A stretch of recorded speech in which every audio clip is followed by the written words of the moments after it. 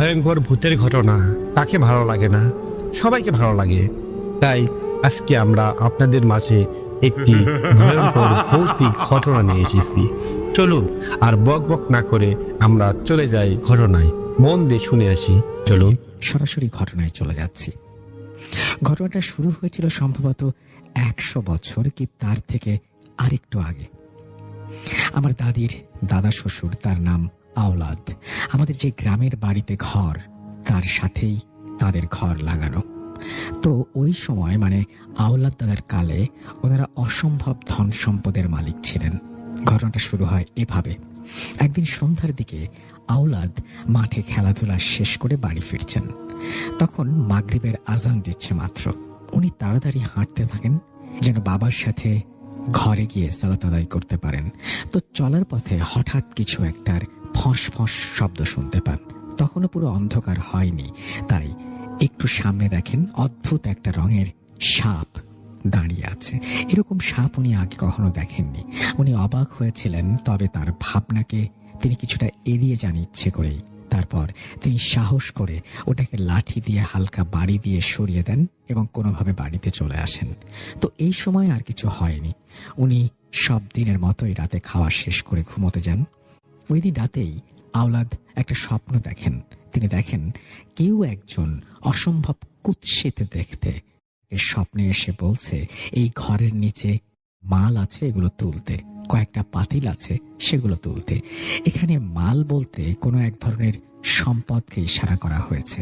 তো তিনি স্বপ্নটা দেখছেন ঠিকই, কিন্তু এটাকে এতটা সিরিয়াসলি নেননি আর ঘরের কাউকে বলেননি। কিন্তু অবাক করা ব্যাপার এর পরদিন থেকে ঘটে। তিনি এর পরের দিন রাতেও ঠিক একই স্বপ্ন দেখেন। তো এইভাবে টানা একই স্বপ্ন 4-5 দিন দেখার পর উনি ওনার বোন জাকিয়াকে স্বপ্নের কথা বলেন। জাকিয়া শুনে ভীষণ হতভম্ব হয়ে যায়। তারপর কেন জানি না ঘটনাগুলো আরো বেড়ে যায়। রাতের বেলা আওলাদের ঘরের মেঝের ভেতর থেকে শব্দ আসতে থাকে। ঘরের মেঝে কাঁপে আর ওনার বাড়ির সবার শরীর খারাপ হতে শুরু করে।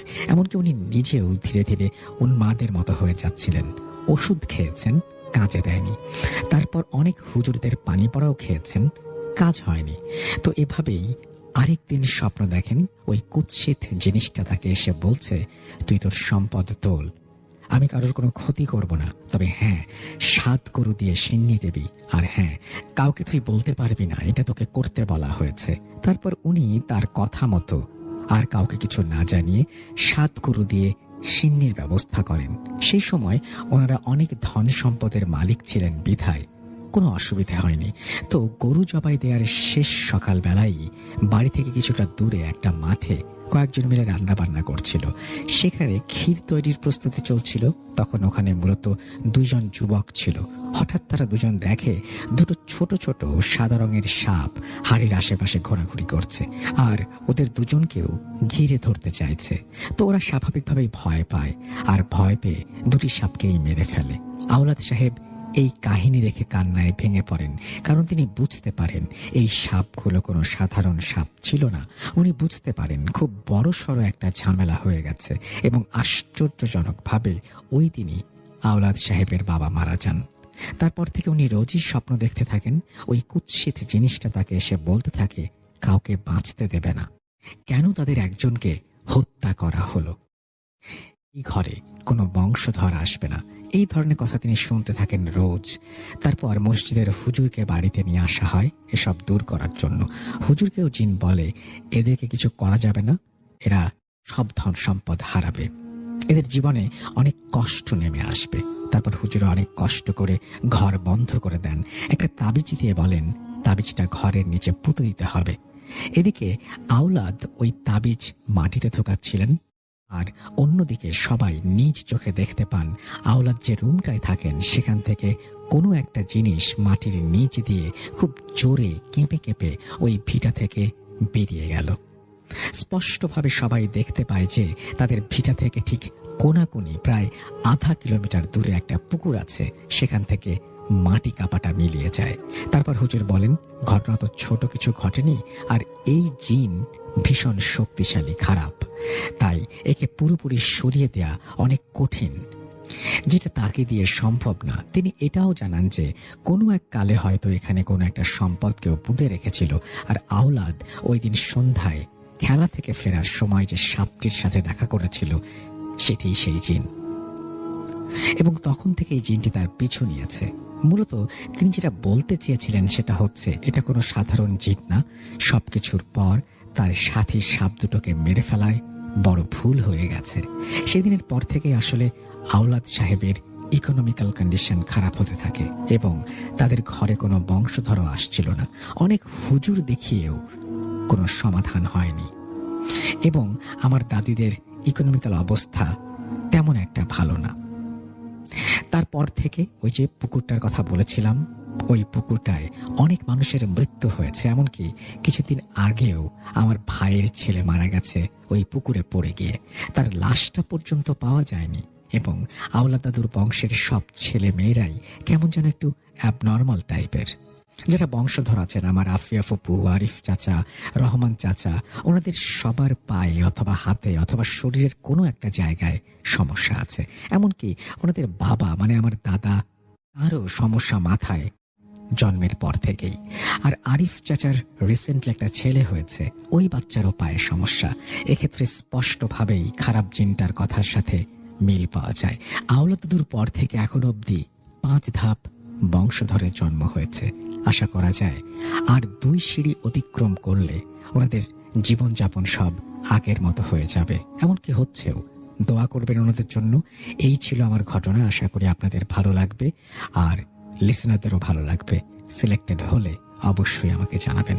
আমার নিজের পরিবারের সাথে ঘটে যাওয়া ঘটনা খুব রিসেন্টলি ঘটেছে। যদি এই ঘটনাটি সিলেক্ট হয় তাহলে পরবর্তী ঘটনাগুলো পাঠাবো।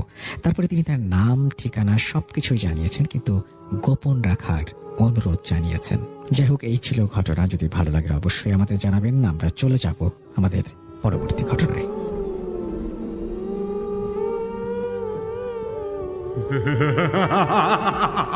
তবে আমার বিশ্বাস কম, ম্যাক্সিমাম লোকজনই ভণ্ডামি করে, অযথা মানুষের কাছ থেকে টাকা খায়। ছোটবেলায় এরকম অনেক দেখছি। কোনো কবিরাজ তো এমন অবস্থা করে যে একটা পরিবারকে যদি শুধু একবার পায়, এই কবিরাজকে নিয়ে ওই পরিবার এমন মাতামাতি শুরু করে, মূলত এটা হয় ওই কবিরাজের কিছু ভণ্ডামির কারণে। আর এই সুযোগে ওই কবিরাজ ওই পরিবারকে একদম সর্বশান্ত করে দেয়। এটা হয়েছে, সেটা হয়েছে, বাড়ি বন্ধ করতে হবে, ব্ল্যাক ম্যাজিক করা হয়েছে, এইসব বলে বলে একদম নাস্তা নাবুদ করে দেয়। সুতরাং এগুলোর প্রতি আমার বিশ্বাস নেই, ডাক্তারের কাছেই আমি যাব। তো উনি তো ওনার মতো করে ট্রিটমেন্ট করাচ্ছিলেন, কিন্তু কোনো লাভ হচ্ছিল না। এর মধ্যে ঘটে যায় এক অন্যরকম ঘটনা। এক রাত্রে শামিরুল ভাইয়ের মা বাবা শুয়ে আছেন, দুজনে তো আলাদা আলাদা দুটো বালিশ। হঠাৎ করেই শামিরুল ভাইয়ের আম্মুর বালিশের ভেতর থেকে খসখস খসখস শব্দ উনি পান। আমরা যদি বালিশে মাথা দেই, যদি বালিশের নিচে বা ভেতরে কিছু থাকে, বা খাটের নিচেও যদি কিছু থাকে, এমনকি খাটের মধ্যে যদি কোনো পোকা কাঠ কাটতে থাকে, সেটাও কিন্তু আমরা বুঝতে পারি। বালিশে যদি আমাদের কান লাগানো থাকে। কিন্তু ওনার কাছে মনে হচ্ছিল যে এটা খাটের অন্য কোথাও না, এটা বালিশের ভেতর থেকেই এরকম খসখস শব্দ করছে, কিছু একটা নড়াচড়া করছে। উনি তখন শামিল ভাইয়ের আব্বুকে বললেন যে, দেখো তো এরকম শব্দ হচ্ছে কেন, নাকি আমি শুনতেছি অন্য কেউ শুনতেছে না? তো শামিল ভাইয়ের বাবা উনি ওই বালিশে কান লাগালেন, উনিও একই রকম শব্দ শুনতে পেলেন। তো জিনিসটা কি এরকম খসখস শব্দ করছে, এটা বেশ কৌতূহল সৃষ্টি করে ওনাদের ভিতরে। ওই সময় অবশ্য ওনারা এই বালিশটা খোলেন নাই, আর একটা বালিশ শামিরুল ভাইয়ের মাকে দেন, রাতটা পার করেন, সকালবেলা গিয়ে এই বালিশটা খুলেছেন। আর বালিশটা খোলার পর ওনারা যা দেখেন তা দেখে একদম তাজ্জব হয়ে যান। বালিশটা খোলার পর তুলোগুলো যখন আলাদা করছিলেন, যে ভিতরে আসলে কি কোনো পোকা ঢুকেছে না কি হয়েছে, বেশিক্ষণ কষ্ট করতে হয় নাই। অল্প কিছু তুলো বের করার পরেই একটা লাল কাপড় বেরিয়ে আসে। আর এই লাল কাপড়টা একটা পোটলার মতো করে পেঁচানো ছিল আর কি। যখন ওই পোটলাটা খোলা হয়েছে বা ওই পুটলিটা খোলা হয়েছে, তখন দেখা গেল এক অদ্ভুত দৃশ্য। বেশ কিছু গাছের শেকড় বাকড় রয়েছে, দুটো তাবিজ রয়েছে, আর আরও একটা জিনিস রয়েছে। সেটা হচ্ছে একটা ছোট্ট বাদুড়, চামচিকা সাইজের ছোট্ট বাদুড়। বাদুড়টা খুব দুর্বল হয়ে পড়েছে, একদম শুকিয়ে গেছে, মানে শুকিয়ে একদম কাঠ হয়ে যাওয়া বলতে যেটা বোঝায়, মনে হচ্ছে কোনো মতে সে জান নিয়ে বেঁচে আছে, নড়াচড়া করার একটু চেষ্টা করছে আর কি। বালিশের মধ্যে বাদুড় আসলো কোত্থেকে? এটা কে রাখলো? আর এই যে লাল কাপড়টা, এই লাল কাপড়টা বেশ চকচকে ছিল, বেনারসি শাড়ির মতো মনে হচ্ছিল। লাল বেনারসি শাড়ি থাকে না, মনে হচ্ছে এরকম কোনো একটা লাল কাপড়ের ভেতরে এই জিনিসগুলো রাখা হয়েছিল। আর শেকড়গুলো যেহেতু শুকিয়ে গিয়েছিল, এটা কোন গাছের এটা বোঝা যাচ্ছিল না। তো যখন এই জিনিসটা বের হয়, বের হওয়ার পর ওনারা চিন্তা করতে থাকেন যে এটা কোত্থেকে আসলো, কে এই কাজটা করলো। পরিবারের অন্য সদস্য যারা রয়েছেন, বিশেষ করে এই শামিল ভাইয়ের বড় চাচা, ছোট চাচা, তাদের সাথে এই বিষয়ে ওরকমভাবে ওই সময় পরামর্শ করেন নাই বা আলোচনা করেন নাই। এটা নিয়ে সোজা চলে যান ওনার শ্বশুর বাড়িতে, অর্থাৎ শামিল ভাইয়ের নানা বাড়িতে। সেখানে গিয়ে শামিল ভাইয়ের বাবা যখন শামিল ভাইয়ের নানা নানিকে দেখান, অর্থাৎ ওনার মায়ের মা বাবাকে দেখান, তখন ওনারা বলেন যে আমাদের কাছে তো বিষয়টা ভালো মনে হচ্ছে না, মনে হচ্ছে আমাদের মেয়ের অসুস্থতার পিছনে অন্য কোনো কারণ আছে, তুমি কোনো কবিরাজকে দেখাও। উনি তো এগুলো দেখাতে রাজি হন না। এখানে আরো একটা বিষয়, যে একটা কাগজ জাতীয় বা এরকম কোনো কিছু একটা ছিল, যেখানে ভিন্ন ভাষায়, এটা কি আরবি না অন্য কিছু, বেশ কিছু লেখা ছিল, নকশার মতো আঁকা ছিল। আর এই জিনিসটা ছিল তাবিজের ভিতরে, তাবিজটা খোলা হয়েছিল, খুলে এটা বের করা হয়েছিল। তো বারবার যখন বলা হচ্ছে যে ভালো কোনো কবিরাজকে দেখাও, একটা পর্যায়ে এসে শামিউল ভাইয়ের বাবা অনিচ্ছা থাকা সত্ত্বেও রাজি হন। তো একজন ভালো কবিরাজের সন্ধানের একটা চেষ্টা উনি করেন, পাওয়াও যায়। তো সেই কবিরাজের কাছে যখন এই জিনিসগুলো দেখানো হয়, তখনও কিন্তু এই বাদুড়টা জীবিত ছিল। বাদুড় বলতে একটা চামচিকা আর কি, ওটা জীবিত ছিল, নড়াচড়া করছিল। খুব অল্প সময়ের মধ্যেই কবিরাজের সন্ধান পাওয়া গেছে আর কি। মানে দিনের পর দিন পার হয়ে গেছে, বিষয়টা এরকম না ওই দিন বিকেলে বা সন্ধ্যার দিকে এরকম পাওয়া যায় কবিরাজের সন্ধান। তো কবিরাজের কাছে নিয়ে যাওয়া হলে কবিরাজ দেখেই আটকে ওঠেন, বলে সর্বনাশ, এর তো ভয়ঙ্কর মরণ বান মারা হয়েছে আপনার স্ত্রীর উপরে। এটা তো এই শামিউল ভাইয়ের বাবা বিশ্বাস করতে চান না, ওনার তো এসব বিশ্বাস নাই। উনি বলেন যে এই সমস্ত কথা তো ছোটবেলা থেকে বিভিন্ন কবিরাজের মুখে শুনি, কিছু থেকে কিছু হলেই বলে যে জাদু করা হয়েছে, আর সবাই খালি টাকা খায়। এটা যে আসলেই কালো জাদু করা হয়েছে, এর প্রমাণ কি? এর প্রমাণ দিতে পারবেন? কবিরাজ বলে যে আসলে এটা তো সরাসরি প্রমাণ করা সম্ভব না, ভিন্নভাবে পরোক্ষভাবে প্রমাণ করা সম্ভব। এরপরে আবার শামিউল ভাইয়ের বাবা বলেন যে আপনি আমার স্ত্রীকে চিকিৎসা করবেন, দিনের পর দিন পার করবেন, এভাবে তো হবে না। আমার স্ত্রীর যে অসুস্থতা, আপনার অপেক্ষায় থাকলে তারও ক্ষতি হতে পারে। আপনি যে আসলে ভালো মানের কবিরাজ, ভণ্ড না, আমি বুঝবো কিভাবে? আমাকে প্রমাণ দেন। তো কবিরাজ বললেন যে কিভাবে প্রমাণ দিব বলেন, আপনি কি প্রমাণ চান? আমি আমার জায়গা থেকে চেষ্টা করব। তখন বলেন যে ঠিক আছে, কালকে আমার বাসায় আসেন, এখন তো বেলা চলে গেছে, তারপর দেখি আপনাকে কিভাবে পরীক্ষা করা যায়। তো কবিরাজ বলেন যে ঠিক আছে, আমি আসবো, কালকে আসবো। আর কবিরাজ ওই উপকরণগুলো নিয়ে যান। উনি বলেন যে এই জিনিসগুলো এখনই নষ্ট করতে হবে, তা না হলে বড় ধরনের বিপদ হবে। এখন যদি এই চামচিকাটা মারা যায়, তাহলে এই শামিউল ভাইয়ের আম্মার আরো বড় ধরনের ক্ষতি হবে বলে জানিয়েছেন ওই কবিরাজ। তো কবিরাজ ওনার মতো করে সেগুলো রুকিয়া করে ওগুলো নষ্ট করে দিয়েছিলেন আর কি। পরের দিন কবিরাজ শামিউল ভাইদের বাড়িতে আসেন। আসার পর শামিউল ভাইয়ের বাবা উনি বলেন যে এখন আপনার কি পরীক্ষা নেওয়া যায়, আমি চিন্তা ভাবনা করছি। তখন কবির বলে ঠিক আছে, বলেন আমাকে। উনি চিন্তা করে আসলে কোনো কিছু কুল পাচ্ছে না যে কোনটা বলা যায়, কোনটা বলা যায়। এরপরে কবিরাজ নিজেই বলেন যে বুঝছি, আপনি আসলে ঠিক করতে পারতেছেন না। আচ্ছা বলেন তো, আপনার এখন কোন ফলটা খেতে ইচ্ছা করছে? এমন একটা ফলের নাম বলেন যে আমার এখন এটা খেতে ইচ্ছা করছে। তখন শামিউল ভাইয়ের বাবা বলেন যে আমার একদম ফ্রেশ তরতাজা আপেল খেতে ইচ্ছে করছে। তখন ওই কবিরাজ বলেন যে ঠিক আছে তাই হবে, আমি আমার জিনদেরকে বলছি ওরা আপনাকে এখনই আপেল এনে খাওয়াবে। তখন আবার শামিউল ভাইয়ের বাবা বলেন যে না, আমার একার খেলে হবে না, আরও অনেককেই খেতে হবে। বলে ঠিক আছে, কোনো সমস্যা নেই। অল্প সময়ের মধ্যেই উনাদের বাড়ির যে টিনের চাল, এই টিনের চালের উপরে ধারাম ধারাম শব্দ শুরু হয়েছে। উপর দিকে যখন তাকিয়েছে দেখা যাচ্ছে যে শূন্যের উপর থেকে আপেলগুলো টিনের চালের উপর পড়ে ওগুলো আবার গড়িয়ে উঠোনে এসে পড়লো। আর এগুলো এতটা রসালো ছিল, মাত্র গাছ থেকে পেরে আনা হয়েছে এমন, সেগুলো দিয়ে রস পড়ছিল। বিশেষ করে এই যে ধরম ধরম করে পড়েছে, আবার মাটিতে পড়েছে, জায়গায় জায়গায় ফেটে গেছে। তো সেটা ধুয়ে ওনারা খান, খেয়ে দেখেন যে মাত্রই মনে হলো যে এই গাছ থেকে পেরে আনা হয়েছে, এমন ফ্রেশ ফল, এমনটা ওনাদের কাছে মনে হয়েছে।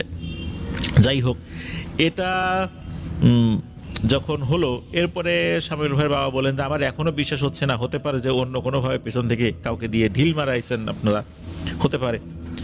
দেখি আমাকে এখন আনারস এনে খাওয়ান তো। ওই সময় আবার আনারসের সিজন ছিল না। এখন সিজন ছাড়া ফল কোথায় পাওয়া যাবে? এটা নিশ্চয়ই আশেপাশে পাওয়া যাবে না, কোনো এক দূর প্রান্তে হয়তোবা পাহাড়ি এলাকায় আনারস চাষ হয়েছে সিজন ছাড়া, সেখানে পাওয়া যেতে পারে। তো ওই সময় আনারসও একই রকম ভাবে টিনের চালে এসে পড়ে।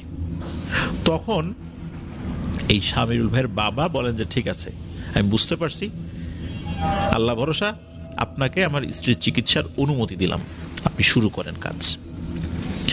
এরপর ওই কবিরাজ উনি যে তথ্য বলেন, এই তথ্য শোনার পর সবাই বেশ চমকে যান।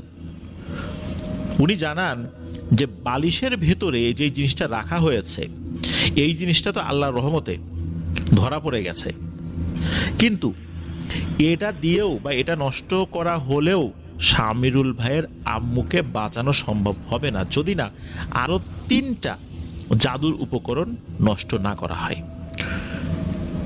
একটা জাদুর উপকরণ ওই বাড়িরই, অর্থাৎ শামিরুল ভাইদের বাড়িরই চুলার ওখানে পুঁতে রাখা হয়েছে, এবং ওই কবিরাজ জানান যে আপনাদের চুলা যেখানে, সেখান থেকে 6 ইঞ্চি গর্ত করতে হবে।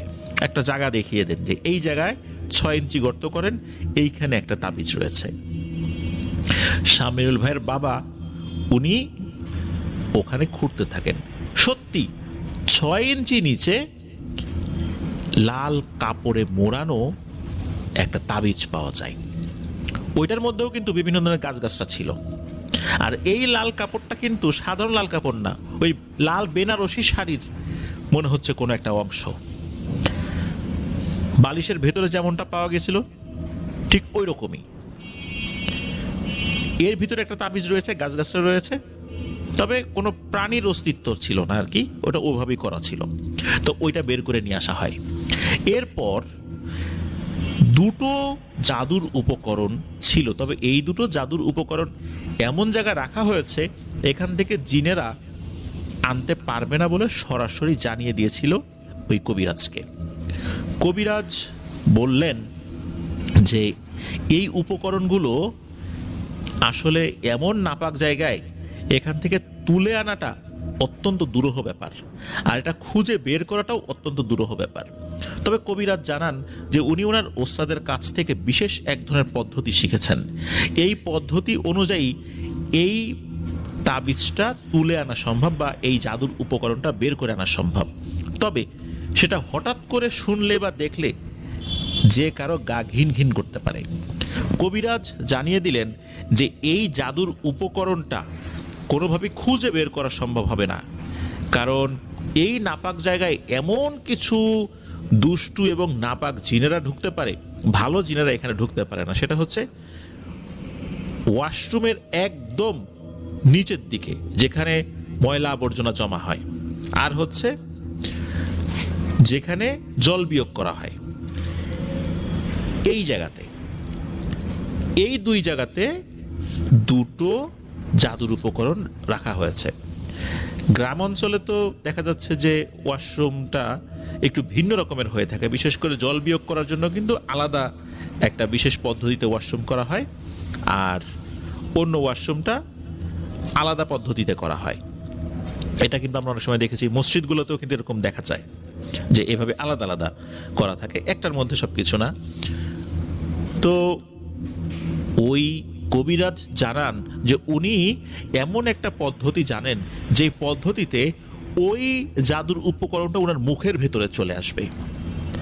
এইটা আপাতত দৃষ্টিতে শুনলে খুবই ঘিন ঘিন করে উঠবে গা, এরকমটা মনে হবে, তবে এছাড়া আর কোনো উপায় নাই উনি জানান। উনি বললেন যে এই কাজটা অন্য কারো পক্ষে করা অসম্ভব, এই কারণে কারণ অন্য কারো মুখের ভেতরে যদি এই জিনিসটা আনা হয় তার ভয়ঙ্কর ধরনের ক্ষতি হয়ে যাবে, ওই ব্যক্তি জাদুগ্রস্ত হয়ে যেতে পারেন, আর জাদুগ্রস্ত হওয়ার সম্ভাবনাই বেশি, ওই বানটা তার উপর কাজ করতে পারে। এটা ওই কবিরাজকেই করতে হবে, তার মুখের মধ্যেই আনতে হবে। তখন কবিরাজ উনি রুকিয়া শুরু করলেন। হঠাৎ করে ওনার মুখটা মনে হলো বন্ধ হয়ে গেল, মানে ওনার কথা বলা বা বিড়বিড় করা বন্ধ হয়ে গেল। কয়েক সেকেন্ড পরে মনে হলো যে ওনার মুখটা ফুলে উঠেছে। এরপর উনি ওয়াক থ্রু করে মুখের ভিতর থেকে কিছু একটা বের করেন। যখনই মাটির উপর পড়েছে তখন অনেকেই দেখতে পেলেন যে এই জিনিসটা কালো হয়ে গেছে, তবে এটা যে লাল জাতীয় কিছু এটা বোঝা যাচ্ছে। তখন এই জিনিসটাকে ধোয়া হয়, উপরে পানি দেয়া হয়, ধোয়ার পর দেখা গেল এইটাও এই লাল বেনারসি টাইপের শাড়ির ভেতরে কিছু একটা রাখা। সেটা খুলেও একই রকমের জিনিস পাওয়া গেল যেটা চুলার পাশে পাওয়া গিয়েছিল, চুলার পাশে পাওয়া জিনিসের ভিতরে যেগুলো ছিল। এবার আরও একটা জিনিস বের করতে হবে, সেটা উনি একই পদ্ধতিতেই বের করেন। আর এইটা যখন বের হয়েছে এমন দুর্গন্ধ চতুর্দিকে ছড়িয়ে পড়েছে, যেই দুর্গন্ধ আসলে সহনীয় না, অসহনীয় পর্যায়ের দুর্গন্ধ, আশেপাশের লোকজন টিকে থাকাই দায় এমন দুর্গন্ধ। কোনো কিছু পচার দুর্গন্ধ না, কিন্তু অন্য ধরনের দুর্গন্ধ থাকে না সেই রকমের, ওয়াশরুমে যে ধরনের দুর্গন্ধ হয় ওই রকমের। উনি একই পদ্ধতিতে আর একটা নিয়ে আসেন। এরপর ওনাকে ফ্রেশ পানি এনে দেওয়া হয়, উনি কুলি করেন, আবার অজু করেন। উনি বলেন আলহামদুলিল্লাহ, আপাতত কাজের কিছু অংশ হয়েছে, তবে মূল কাজ এখনো বাকি রয়েছে। এরপর মূল কাজ যেটা, এই কাজটা করতে হবে এই শামিরুল ভাইয়ের আম্মাকে দিয়ে, তার উপর যেহেতু জাদু করা হয়েছে। তো এই যে যেই দুটো তাবিজ, এই দুটো তাবিজ যে উদ্ধার করা হলো ওয়াশরুম থেকে, আর একটা তো চুলার কাছ থেকে, তিনটা তাবিজ, এই তিনটা তাবিজ একটা বিশেষ পদ্ধতিতে ধ্বংস করতে হবে। প্রথমে এটা একটা বিশেষ পানিতে ডুবিয়ে রাখতে হবে, এরপর এটা আগুনে একদম নষ্ট করে ফেলতে হবে। তখন ওই কবিরাজ উনি একটি গ্লাসের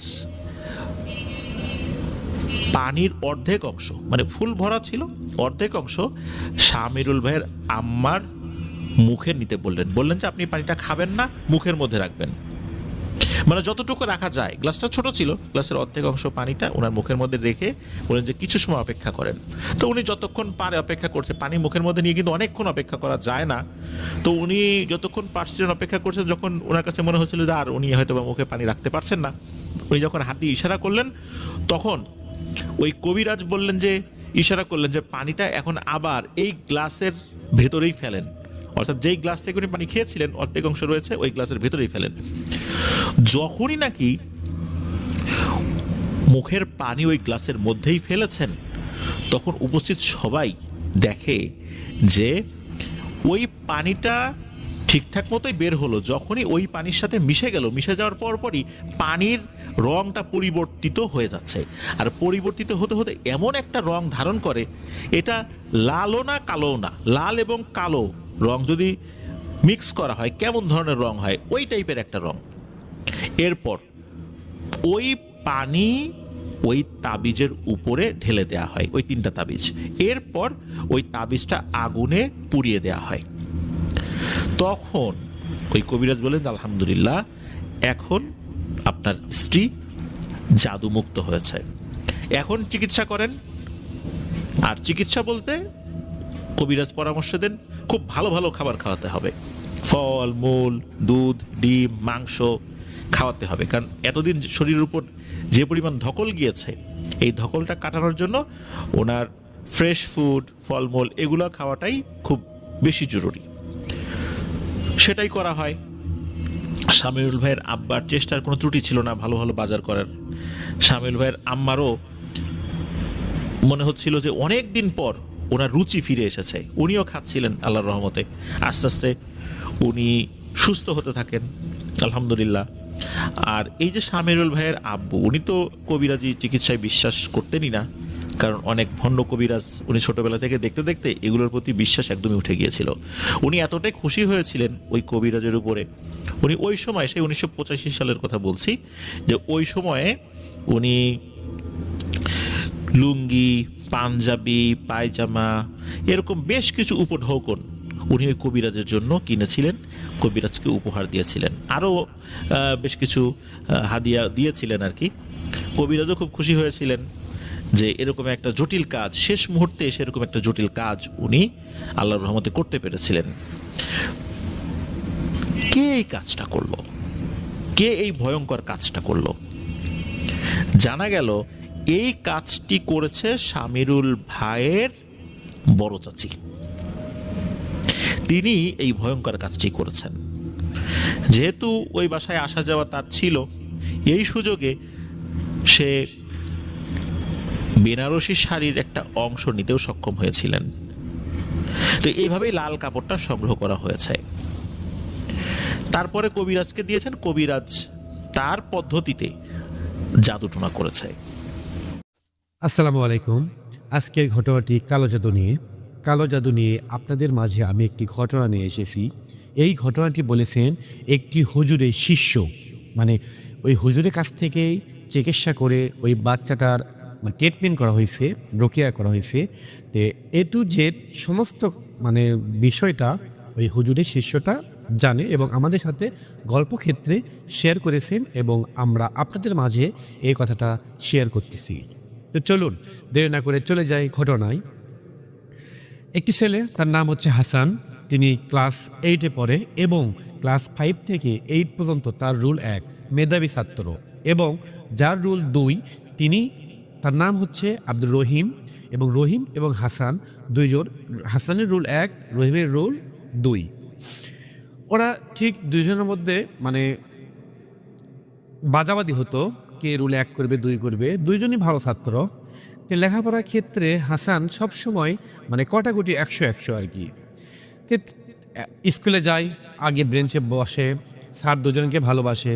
যেহেতু জানেন যদি কোনো ভালো ছাত্র লেখাপড়া ভালো করে তাহলে স্যাররা কিন্তু তাকে অন্যরকম একটা মহাব্বত করে, ভালোবাসে, আদর করে। ক্লাস 8-এ বৃত্তি পরীক্ষার জন্য যখন সবাই প্রস্তুতি নেয়, এবং হাসান কী প্রস্তুতি নিচ্ছে সেটা রহিম জানে না, এবং রহিম কী প্রস্তুতি নিচ্ছে সেটা হাসান জানে না। কেন? দুজনের মধ্যে বাদাবাদি চলতেছে কে ভালো রেজাল্ট করতে পারে। আর স্যারেদের একটা আইডিয়া, দুজনে বৃত্তি পাবে, স্কুলে একটা সুনাম হবে, সবাই আশা নিয়ে সবাই ওদের লেখাপড়া মানে করার প্রতি খুব কড়াকড়ি নিয়ম এবং চাপ দিয়ে রাখে, সবসময় তাদের ফ্যামিলির সাথে কথা বলে। পরে তাদের ফ্যামিলিদের ডাক দেয়, দেওয়ার পরে স্যার বলে, সমস্ত স্যার ম্যাডাম বলে, দেখেন এই দুজন খুব ভালো ছাত্র, আমরা আশা করি এই দুজনের মানে দুজনই বৃত্তি পাবে, আমাদের স্কুলের নামটা উজ্জ্বল করবে, দুজনই ভালো ছাত্র। বলার পর চলে যায়। হাসানের মাও খুব নরম ভদ্র, এবং রহিমের মাটা একটু হিংসুটে সিস্টেম আর কি। হ্যাঁ, সবাই চলে যায়। হাসানের মা রহিমের মায়ের হাতে পরিচয় হয়, কিন্তু রহিমের মা অন্যরকম আঁকা বাঁকা কথা বলে আর কি। তো চলে যায় সবাই, যাওয়ার পর লেখাপড়া করে। এক সময় পরীক্ষা চলে আসে, টেস্ট পরীক্ষা হয়। তো টেস্ট পরীক্ষা যখন হয়, পরীক্ষার সময় হাসান খুব ভালো রেজাল্ট করে, এবং ক্লাস 8-এ সমস্ত ছাত্রছাত্রীর মধ্যে হাসান ফার্স্ট হয় আর কি, কিন্তু রহিম সেকেন্ড হয়। তো রহিম যে সেকেন্ড হওয়ার কারণে রহিম একটু কান্না করে। এটা কিন্তু টেস্ট পরীক্ষা, ফাইনাল পরীক্ষা এখনও 2-3 মাস দেরি আছে। রহিম বাড়িতে যায়, তার মা বলে, তোর রেজাল্টের কী খবর? বলে, আমি সেকেন্ড হয়েছি, হাসান ফার্স্ট হয়েছে। রহিমের মা খেপে যায়, রহিমকে মারধর করে, এবং রহিমের মা হিংসা শুরু করে। এবং হাসানের মা খুশি হয় এবং তখনই রহিমের মাকে ফোন করে বলে, আমার ছেলে ফার্স্ট হয়েছে, আপনার ছেলে সেকেন্ড হয়েছে, আমি আশা করি আপনার ছেলেও ইনশাল্লাহ আমার ছেলের মতো রেজাল্ট করবে, আমি মন থেকে দোয়া করি, আর দুজন ভাইয়ের মতো। এই কথা বলার পরে রহিমের মা ফোন কেটে দেওয়ার পর তারপরে থেকে স্পেশালভাবে ওদের কিছু ক্লাস হয়, প্রাইভেট পড়ে, এরকম পরে আর কি। তো দুজন হালকা পাতলা মিল আছে দুজনের, হিনছুটে এতটা, রহিমের এত হিনছুটে না। তো একসাথে স্কুলে যায় আসে, ওর সাথে আরও ছাত্রছাত্রী আসে, সবার সাথে ভালো সম্পর্ক, মিল মহাব্বত, খেলাধুলা করে, লেখাপড়ার পাশাপাশি। তো এক সময় স্কুলে মাঠে খেলতে খেলতে হঠাৎ করে হাসান অজ্ঞান হয়ে পড়ে যায়, জোরে চিৎকার করে ওঠে আর অজ্ঞান হয়ে পড়ে যায়। কে রে, হাসান অজ্ঞান হয়ে পড়ে গেল কেন? তখন সবাই ধরে নিয়ে এসে হাত পানি দেয়, হাসানের মাকে ফোন দেয়, হাসানের মা চলে আসে কান্না করতে করতে। আসার পর হাসানকে নিয়ে চলে যায়, যাওয়ার পর ডক্টরের কাছে যায়। ডক্টর বলে সমস্যা নেই, হয়তো বা গা পাতা ঘুরে যাচ্ছিল, শরীর একটু দুর্বল আর লেখাপড়ার চাপে হয়তো বা এরকম হয়েছে। হাসানের মাও দীর্ঘ 3-4 দিন লেখাপড়া কোনো চাপ দেয় না, বাসায় হাসান শুয়ে থাকে, জিম মেরে শুয়ে থাকে, কথা বলে না কারোর সাথে। বলে বাবা তোর কী হয়েছিল? বলে আমি জানি না আমার কী হয়েছিল। 3 দিন পর হাসানের মা স্কুলে নিয়ে যাচ্ছে, যেহেতু 2 মাস পর পরীক্ষা। আসার পর যখন স্কুলে ঘরের মধ্যে রাখা হাসানের মা চলে গেছে, তখন ক্লাস করতে করতে হাসান দাঁড়ার পরে স্যারকে বলে, স্যার আমি মরে যাব, আমি বাঁচবো না, আমায় মনে হয় কি জানি মেরে ফেলে দিবে, আমি ভাল লাগতেছে না, আমি বাসায় যাবো, আমার মা কোথায়, আম্মু কোথায়, এরকম চিৎকার করে। চিৎকার করতে করতে হাসান এক সময় ঘর থেকে বের হয়ে যখন দৌড় মারতে চায়, তখন ওই স্কুলে ফিল্ডে ওই জায়গায় যেয়ে হাসান আবার অজ্ঞান হয়ে পড়ে যায়। আবার তার মাকে ফোন দেওয়া হয়, তার মা চলে আসে, আসার পর হাসানকে আবার নিয়ে যায়, আবার ডক্টরের কাছে নিয়ে যায়। ডক্টর বলে লেখাপড়ার চাপের ক্ষেত্রে এরকম হয়েছে, আপনি আপনার বাচ্চাকে লেখাপড়ার চাপ আর দেন না, মাথার ব্রেনটা শর্ট হতে পারে এবং তিনি পাগলা হয়ে যেতে পারে। হাসানের মা টেনশনে পড়ে, অনেক টেনশন, ছেলেকে নিয়ে অনেক স্বপ্ন, বৃত্তি পাবে, স্কুলের নাম উজ্জ্বল করবে। এই ক্লাস 8-এর মধ্যে ছাত্রছাত্রীর মধ্যে ফার্স্ট হাসান। বুক ভরা আশা ভেঙে যেতে শুরু করলো, মনের মধ্যে হতাশা। হাসান 3-4 দিন আবার বেড রেস্টে যায়। যাওয়ার পর দীর্ঘ 5 দিন পর হাসানের মা স্কুলে আবার নিয়ে আসে এবং স্কুলে রেখে হাসানের মা পাশে বসে থাকে। হাসান লেখাপড়া করে, ঠিক মতো পড়তে পারে না, দোলনা লেগে চেয়ে থাকে। বাহির দেখে যেখানে পড়েছিল সেখানে মনে হয় ধন্য লেগে চেয়ে আসে। থাকতে থাকতে যখন হাসান মানে নিজের হাতে নিজে মনে হয় কলম দিয়ে মানে ঘুতে ঘুতে রক্ত বাড়ি করতেছে, হাসানের মা দেখতে পায়, এসে দেখে হাসানের হাত কাটা, পিন দিয়ে এরকম খোসা মেরে রক্ত বের করছে হাত দিয়ে। তখন ওখান থেকে হাসানকে বলে, বাবা তোমার কি হয়েছে? তখন বলে, তুই কেন এখানে যাচ্ছিস? তুই বাড়ি যা, আর আমাকে এখানে কেন নিয়ে যাচ্ছিস? আমি এখানে থাকতে চাই না, আমি এখান থেকে চলে যেতে চাই। তখন হাসান বেঞ্চের ওপর দাঁড়িয়ে ওঠার পরে চিৎকার করতে শুরু করে, বলে হি হি হা হা হা হা, এর হাসতে শুরু করে, বলে আমি এখানে কি করব, আমার তো এখানে কোনো কাজ নেই। হাসানকে কেন এখানে নিয়ে আসা আছে? হাসানকে বাহিরে নিয়ে চলো।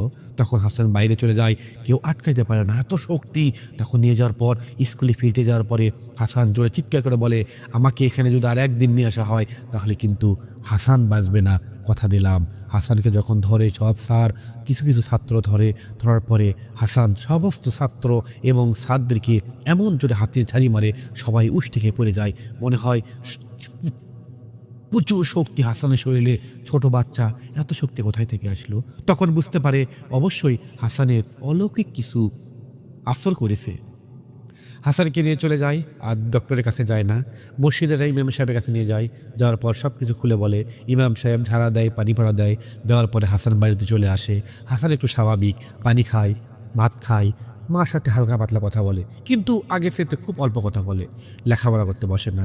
যখন লেখাপড়া করার জন্য বসায়, হাসানের মা যখন বাইরে যায়, তখন তার বইয়ের প্রতিটা পৃষ্ঠা টান দিয়ে চিড়ে ফেলে দেয়। এরকম অবস্থা দেখার পরে হাসানের মা একদম হতাশা হয়ে পড়ে, কী করবে কিছু বুঝতে পারে না। স্কুলে হাসানে যাওয়া বন্ধ হয়ে গেছে, দীর্ঘ 8-10 দিন স্কুলে যাওয়া বন্ধ। আর 1.5 মাস পর হাসানের ফাইনাল পরীক্ষা। স্যার ম্যাডাম সবাই হাসানের বাসায় আসে। আসার পর হাসানের অবস্থা দেখে সাহেবদের চোখ দিয়ে পানি পড়ে এবং বলে, হাসানদেরকে নিয়ে আমাদের অনেক স্বপ্ন ছিল, কিন্তু হঠাৎ করে কি হয়ে গেল জানি না, কি হবে আমরা সেটাও জানি না, কিন্তু আমরা দোয়া করি হাসান যেন তাড়াতাড়ি সুস্থ হয়ে যায়। হাসানের সাথে আব্দুল রহিম আছে। রহিমের মন খারাপ। তখন হাসানের মা বলে, রহিম হাসান যেটা পারেনি তুমি সেটা করে দেখাবা। হাসান যদি পরীক্ষা রেজাল্ট খারাপও করে, হাসান যদি নাও যেতে পারে, নাও যদি পরীক্ষা দিতে পারে, কিন্তু আব্দুর রহিম তুমি স্যারদেরকে মান সম্মান রক্ষা করো এবং ভালো করে লেখাপড়া করো বাবা। তাই করে দিয়ে পাঠায়। দিয়ে পাঠানোর পরে হাসানের মা খুব ভালো খুশি হাসি, কিন্তু সরি আব্দুর রহিমের মা খুব হাসি খুশি, কিন্তু হাসানকে একবার দেখতেও যায়নি, খোঁজ খবর লাইনি। হাসানের মা রহিমের মাকে ফোন দিয়েছে, দিয়ে বলতেছে আপনার ছেলেকে ভালো করে লেখাপড়া করতে বলবেন, আমার ছেলে এই সমস্যা। তখন রহিমের মা বলে দেখেন আপনার ছেলে এরকম সমস্যা, লেখাপড়া চাপ মনে বেশি পড়ছে, এই জন্য এরকম হয়েছে, লেখাপড়া চাপ একটু কমান। আপনি তো খালি হিংসা করেন, আমার ছেলের সাথে টক্কর দেওয়ার জন্য করেন। এখন দেখেন তো কেমন হয়। হাসানের মা অনেক কষ্ট পায়, ফোনটা কেটে দেয়। দেওয়ার পরে হাসানের বাপ একটা কবিরাজের খোঁজ পায়, সেই কবিরাজের কাছে হাসানকে নিয়ে যায়। নিয়ে যাওয়ার পরে কবিরাজ বলতেছে দেখুন আমি তো এখন কিছু বলতে পারবো না, ঠিক মাগরিবের পর আপনারা আসেন, আমি বলবো ইনশাআল্লাহ। তখন কবিরাজ বসার পর মাগরিবের পর যখন হাসানের বাপ হাসানের মা চলে যায় কবিরাজের কাছে, যাওয়ার পরে কবিরাজ বলে হাসানকে জিনে আসর করেছে, ওই স্কুলে জিন আছে, ওই জিনটা হাসানকে আসর করছে, এই স্কুলতে হাসানকে যেতে দিচ্ছে না ওই জিনটা, স্কুলে গেলেই সমস্যা হচ্ছে। কিন্তু হাসানের মা বিশ্বাস করে হ্যাঁ স্কুলে গেলে বেশি সমস্যা হচ্ছে, এই সমস্যাটা বাড়িতে থাকলে এরকম সমস্যা হচ্ছে না। কিন্তু লেখাপড়া করার জন্য কোনো মন নেই। যে বাচ্চা লেখাপড়া করার জন্য পাগল হয়ে থাকতো, পড়া লাগতো না পড়তে বসার জন্য, কিন্তু সে হাসান আর পড়তে বসে না। পড়তে বসলে বইয়ের পৃষ্ঠে টান দিয়ে খুলে ফেলে দেয়, ছিঁড়ে ফেলে দেয়। হাসানের মাও বিশ্বাস করে ফেলে দিয়েছে, যেন স্কুলে গেলে সমস্যা হচ্ছে। কবিরাজ বলে আপনাদের টাকা লাগবে 10,000 এবং 2টা খাসি লাগবে, ওই জিনকে দিতে হবে, 10 কেজি মিষ্টি লাগবে, 20 কেজি দুধ লাগবে, তাহলে দুধ খাসি এইসব কিছু ওই জিনকে দিলে জিন খেয়ে চলে যাবে, আর কিছু করবে না, আর টাকা আমার হাদিয়া। হাসানের বাপ সব কিছু রাজি হয়ে যায়, যেহেতু আর 1.5 মাস পর হাসানের পরীক্ষা, তাও যদি সুস্থ হয়ে যায়। তখন হাসানের বাপ কবিরাজকে বলে আমার ছেলে কি ভালো হবে? বলে ইনশাল্লাহ ভালো হবে, আপনি টেনশন করেন না। তখন রোকেয়া করতে শুরু করে এবং কি জানি আবল তাবল বকার পরে একটা তাবিজ দেয় এবং হাসানকে বাড়িতে দিয়ে পাঠায়, বলে স্কুলে 7 দিন যাইতে দেবেন না। তখন হাসান বাড়িতে চলে আসে, পড়তে বসে না, পড়তে বসলে একই সমস্যা। কিন্তু কবিরাজকে যখন ফোন দেয় বলে পড়তে বসলে বইয়ের পৃষ্ঠে চিড়ে ফেলে দেয়, কলম দিয়ে হাত কেটে ফেলে দেয়, বাইরে থেকে বের হয়ে যেতে চায়। কি করব? তখন দিছে দেখুন এটা আস্তে আস্তে ভালো হয়ে যাবে, 7 দিন সময় দিলাম, 7 দিনের মধ্যে ইনশাল্লাহ ভালো হবে, ভেঙে পড়লে তো হবে না, আর স্কুলে যাইতে দেবেন না। তখন হাসানের মা হঠাৎ করে মনে পড়লো কিরে স্কুলে গেলে তো এই সমস্যা হয়, কিন্তু বাড়িতে থাকলে পড়তে বসে না, একই সমস্যা হয়, হাত কাটে, এরকম করে পাগলামি করে, চিৎকার করে, তাহলে সব সমস্যা তো আসেই। আর স্কুলে যাইতে মানা করতেছে, স্কুলে না গেলে বুঝবো কেমন করে আমার বাচ্চা ভালো হলো না খারাপ হলো। 7 দিন পর হাসানের মা স্কুলে চলে যায় হাসানকে নিয়ে।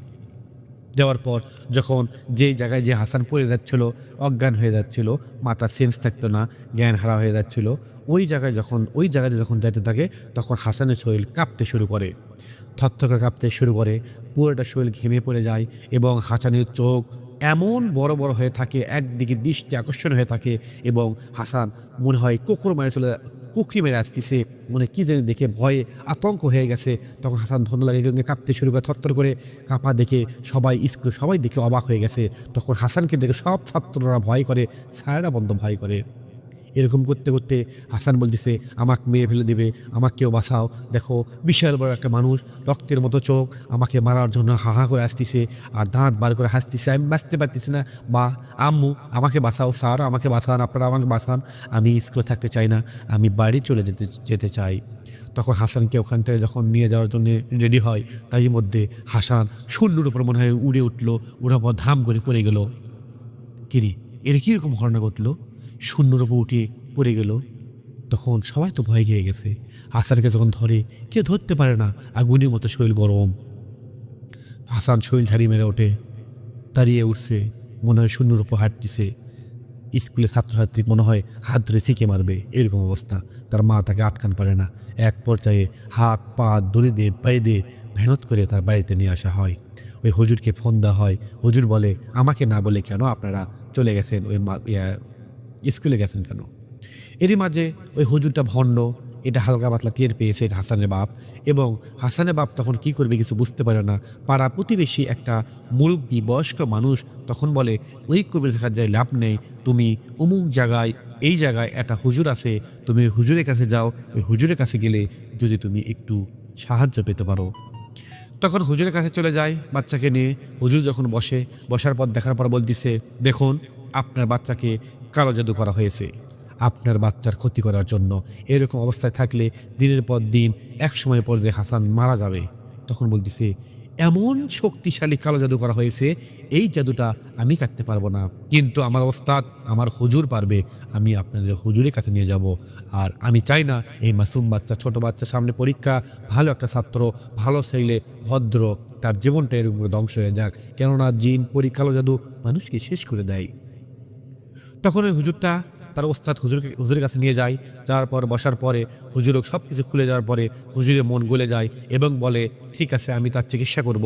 তখন ওই হাসানকে সামনে বসে রাখার পর দোয়া দরুদ পড়তে শুরু করে, এবং যখন পবিত্র কালাম পড়ে যখন হাসানের শরীরে ফু দেয়, এরকম 1টা 2টা 3টা 4টা 5টা এরকম করে 10টা ফু দেওয়ার মাত্রই 11 ফুর মাথাত হাসানের শরীর পুরোটাই কেঁপে ওঠে।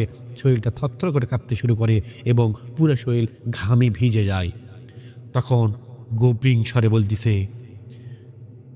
কে রে হুজুর, তুই কি বলিস, আমাকে কেন ডেকেছিস? তখন হুজুর বলে, তুই কে, কোথায় থেকে আসছিস, তোর নাম কি? তখন বলতিছে, আমার নাম জাফরান, আমি এখানে আছি এই বাচ্চার ক্ষতি করার জন্য। তখন বলতিছে, তুই কেন আসছিস? বলতিছে, আমি আসিনি, আমাক পাঠানো হয়েছে। কে পাঠিয়ে দিয়েছে? বলতিছে, এমন শক্তিশালী কালো জাদু করেছে এই বাচ্চাটাকে শেষ করার জন্য, আর আমি সেটা করব, তারপরে যাব। এখান থেকে আমাকে কেউ তাড়িয়ে দিতে পারবে না, তুইও পারবি না। তখন হুজুর বলতিছে, তুই কোথায় আছিস? মনে হয় তোর মনে নেই, অথবা তুই বুঝতে পারতেছিস না, দাঁড়া। অল্প একটুর মধ্যে হুজুর যখন চোখ বন্ধ করে ঠিক 30 সেকেন্ডের মধ্যে দোয়া দরুদ পড়ে ফুদায়, দেওয়া মাত্রই উনি ভয় খেয়ে যায়। বলতিছে, আমাকে ছেড়ে দে। তখন হুজুর বলতিছে, যা, তোকে তো আমি কিছুই করতে পারবো না, তুই তো বললি, তাহলে এখান থেকে তুই চলে যা, কেমন যেতে পারবি? বলিস, আমায় তুই কেন বন্দি করলি? বললি, তুই কোথায় বন্দি হয়েছিস? তখন ওই জিনটা বলে, আমি তোর লোহার খাঁচায় বন্দি হয়ে গেছি, এখান থেকে তো আমি বের হতে পারবো না। হুজুর বলতিছে, চেষ্টা কর, তোর ওস্তাদকে বল বের করে নিয়ে দে। তখন বলতিছে দিন বলতিছে, আমি অনেক চেষ্টা করছি, কিন্তু আমি এখান থেকে বের হতে পারতেছি না, আমাকে ছেড়ে দে। তখন হুজুর বলে, দাঁড়া, কবল তো শুরু, এখন জাহান্নামের কিছু আযাব তোর উপর পড়বে, পুরা শরীরে আগুন লেগে দেব এবং তোর গলায় শিকল দিয়ে চাপ দেব। তখন হুজুর দোয়া দরুদ পড়ে যখন গলার মাঝে হাত দিয়ে শূন্যর ওপর এরকম করে টান মারে, তখন উনি চিৎকার করে ওঠে, বলে, আমাকে আর কষ্ট দিস না, আমাকে ছেড়ে দে, তুই যা বলবি আমি তাই শুনবো। তখন হুজুর বলতিছে, আমি যে সব কিছু প্রশ্ন করব সব কিছুর উত্তর দিবি, না দিলে তো কিন্তু শেষ করে দেবো, আযাব আরও বাড়িয়ে দেবো, শাস্তি আরও চাপিয়ে দেবো। তখন বলতেছে, তুই আমাকে ছেড়ে দে, তুই যা বলবি আমি তাই শুনবো। তখন হুজুর বলে, তাহলে বল তোকে কে পাঠিয়েছে? তখন বলতিছে, আমাকে একটা মহিলা পাঠাইছে এবং ওই মহিলাটার মাধ্যমে, ওই মহিলাটাই কালো জাদু করেছে, একটা তান্ত্রিক ভণ্ড একটা কবিরাজের মাধ্যমে করে আমাকে এখানে পাঠানো হয়েছে। এই বাচ্চা যখন লেখাপড়া না করতে পারে, মাথার মধ্যে সবসময় আমি চাপ দিয়ে থাকবো, বুকে চাপ দিয়ে থাকবো, কষ্ট দিব, স্কুলে গেলে স্কুলে থাকতে পারবে না। আর যেখানে ওই বারবার, তখন হুজুর বলে, তিনি বারবার ওই একই জায়গাতে কেন পড়ে যেত? তখন বলতেছে, ওখানে আমি নিয়ে আসতাম, নিয়ে আসার পরে ওখানে অজ্ঞান করে দিতাম। এবং হুজুর বলে, লাস্টের দিনে তুই কেন ওকে উপর দিক তুলে আসার মারছিস? বলল, ওরা অনেক চেষ্টা করছে, স্কুলে যাইতে কেন যায়, এই জন্য শাস্তি দেওয়ার জন্য আমি উপরে তুলে আছাড় মারছি এবং মেরে ফেলে দেওয়ার জন্য আমি চেষ্টা করছিলাম। ওই জিনের কথা শুনে হুজুর বলতিছে, নিষ্পাপ বাচ্চা, ছোট বাচ্চা, কোনো অপরাধ করেনি, তুই একে শাস্তি দিতে পারিস না, তুই তো মানুষ না, তুই তো জিন নামে কলঙ্ক, তুই ভণ্ড, তুই শয়তান। তখন ওই জিনটা বলতেছে, আমি কি করব, আমাকে তো এখানে পাঠিয়ে দিয়েছে, আমাকে শাস্তি দিয়েছে এবং এই কাজটা না করলে আমাকে মেরে ফেলে দিবে।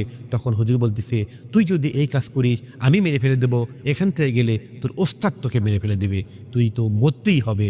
তখন জিন বলতেছে, আমি কোন দিকে যাব? তখন বলতে, তুই কি চাস, তুই মুসলিম হবি? বলতেছে, না আমি মুসলিম হব না। তখন হুজুর বলে, তুই মুসলিম হয়ে মরলে তুই একসময় সব কিছু মাফ হয়ে যাবে, আল্লাহ তো ক্ষমা করতে পারে ইনশাআল্লাহ।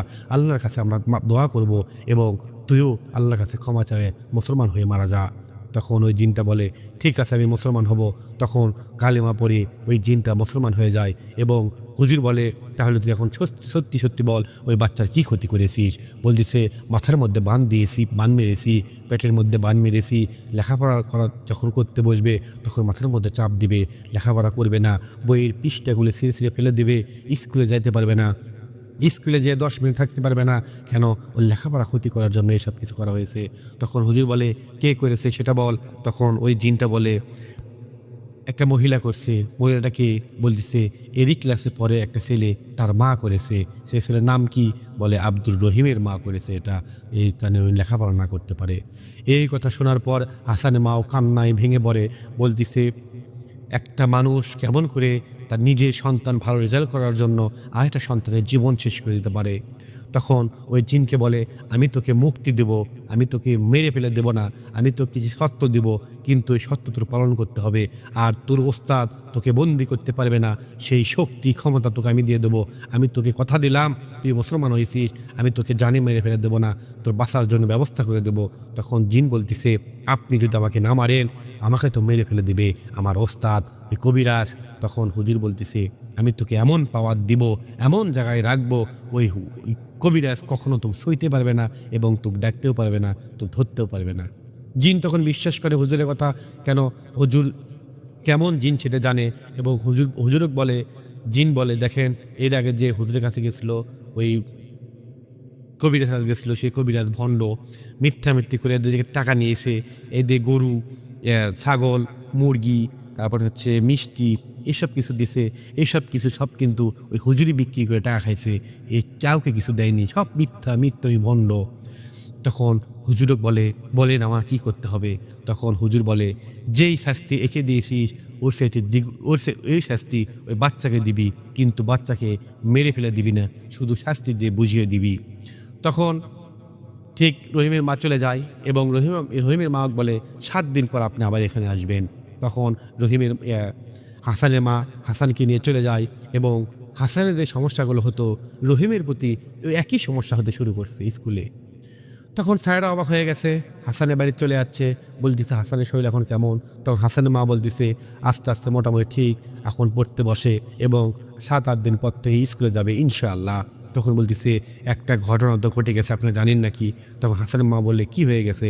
তখন বলতেছে রহিমের তো একই সমস্যা শুরু হয়ে গেছে, এই হাসানের যে সমস্যা হচ্ছিল, আপনারা কোথায় থেকে এই বাচ্চাকে ভালো করছেন হাসানকে? তখন বলতেছে তাহলে রহিমের মাকে রহিমক নিয়ে আসতে বলেন, 7 দিন পর আমরা হুজুরের কাছে আবার যাব, আপনারাও আসবেন। তখন স্কুলের 2টা মাস্টার যায়, স্যার যায় এবং হাসানের মা হাসানের বাবা হাসান যায় এবং রহিমের মা রহিমের বাবা এবং রহিম মুখও নিয়ে যায়। 2 রোগীকে এক জায়গায় বসার পর হুজুর যখন ওই জিনকে হাজির করার পরে জিন বলে হুজুর আমি আপনার কথা মতো সব কাজ করেছি, আপনি এখন আমাকে মুক্তি দিতে পারেন অথবা মেরে ফেলে দিতে পারেন। তখন হাসানের মা বলতেছে হুজুরকে হুজুর আপনি সব কিছু বিস্তারিত খুলে বলেন। তখন আব্দুর রহিমের মা বলে আপনি কেন হাসানের ওপর কালো জাদু করেছেন? কোথায় আমি করিনি। তখন জিন বলে না, এই মহিলাই কালো জাদু করছে হাসানকে মেরে ফেলে দেওয়ার জন্য, তার রেজাল্ট খারাপ করার জন্য এবং তিনি যেন স্কুলে না আসতে পারে এই জন্য। তখন এক পর্যায়ে যে রহিমের বাবা রেগে যায় এবং তার স্ত্রী গাড়িতে হাত তুলতে শুরু করে এবং বলে তোর জন্য আজকে আমার বাচ্চা আজ মৃত্যুর মুখে, তুই মানুষের বাচ্চার ক্ষতি করার জন্য চেষ্টা করছিলি, আজকে তোর বাচ্চার ক্ষতি হয়ে গেছে, তুই কি চাস তোর বাচ্চা মারা যাক? তখন জিন বলে উনি যদি সত্যি কথা না বলে তো তার বাচ্চা আর বাঁচবে না, আর 3 দিনের মধ্যে তার বাচ্চাকে মেরে ফেলে দিয়ে আমি নিজেও মরে যাব। তখন রহিমের মা স্বীকার করে, সব কিছু বিস্তারিত স্বীকার করার পরে সবাই ছাদ থেকে শুরু করে মাস্টার থেকে শুরু করে সবাই রহিমের মা বলে সি আপনি এই কাজ করতে পারেন? আপনার মতো একটা বাচ্চা, আপনার বাচ্চার মতো একটা বয়স, সে বাচ্চার প্রতি আপনি এরকম একটা নির্মম কাজ করলেন, এই কালো জাদু ভয়ঙ্করটা। রহিমের মা কান্না করে এবং সবার কাছে 2 হাত ধরে মাপ চায়, ক্ষমা চায় এবং হাসানের মা বলে আমি ক্ষমা করে দিলাম, সবাই ক্ষমা করে দেন। কেন? রহিম যেমন সন্তান তেমন হাসান যেমন আমার সন্তান, রহিমও আমার ওই রকমই সন্তান। আমি চাই না একটা সন্তানের ক্ষতি হয়ে যাক, সন্তানের মা কষ্ট পায়। দেখেন হাসানের মা কত উদার। এই কিছু হওয়ার পরে জিনকে বলে এই 2 বাচ্চাকে যারা আর কিছু না করতে পারে সেই ব্যবস্থা কর। তখন ওই জিনটা 2 বাচ্চার শরীর বন্ধ করে দেয়, বন্দি করে দেয় এবং আর কেমন করে করবে। কিন্তু এই হুজুর করতে পারে, যে কবিরাজ করতে পারে, যেহেতু ওই জিনকে মুক্তি দিবে, এই জন্য জিনটা সব কিছু ওদেরকে বেঁধে দেয়। দেওয়ার পরে জিনকে বলে তুই এখান থেকে চলে যাবি সৌদি আরব যাওয়ার পরে মক্কায় থাকবি, মক্কায় থাকার পরে ওখানে মক্কায় জিনদের সাথে থাকা তুই সবাই সাথে দেখাশোনা করবি এবং ওদের আমল করবি, নামাজ পড়বি, কোরআন পড়বি, ওখান থেকে তোকে কেউ নিয়ে আসতে পারবে না, সেই ক্ষমতা আমি তোকে দিচ্ছি। তখন হুজুরের ক্ষমতার মাধ্যমে হুজুর আল্লাহর ইশারায় এবং আল্লাহর ইচ্ছায় শক্তি পবিত্র কোরআনের কালাম দিয়ে ওই জিনটাকে ওখান থেকে মুক্তি করে দেয়। দেওয়ার পরে আস্তে আস্তে হাসান, রফিক সবাই ভালো হয়ে যায়। ভালো হয়ে যাওয়ার পরে স্কুলে আবার আসতে শুরু করে। সবাই রহিমের মাকে কেউ দেখতে পারে না। তারপরে পরীক্ষা আসে, পরীক্ষা আসার পরে দুজন একই রেজাল্ট করে, প্রায় হাসান একটু বেশি করে, রহিম একটু কম করে।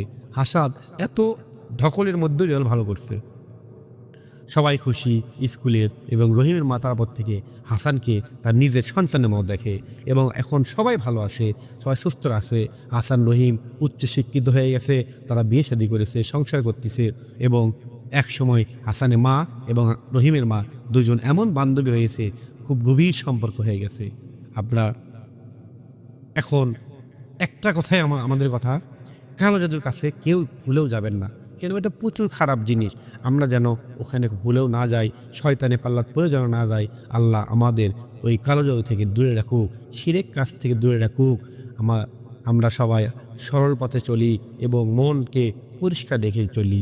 সবাই ভালো থাকবেন, সুস্থ থাকবেন এবং আমাদের জন্য দোয়া করবেন।